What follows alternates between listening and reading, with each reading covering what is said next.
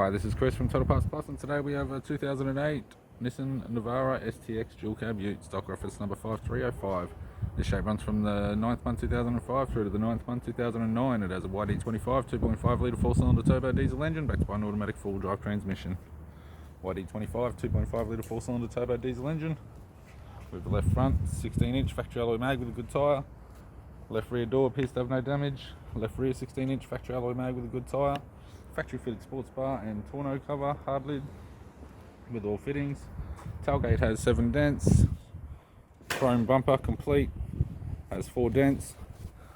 Factory fitted tow bar supplied with all bolts, brackets and loom. Right hand tail light. Right rear 16-inch factory alloy mag with a good tyre. Both right hand doors appear to have no damage. Right power door mirror in chrome with indicator type. Right front 16-inch factory alloy mag with a good tyre. With the driver's side door trim, power window master switch, non-central twin plug type. This vehicle is fitted with grey cloth interior, automatic type console, automatic gear shifter, heater controls, left sun visor, courtesy lamp, sunglass holder type, right hand sun visor and the instrument cluster.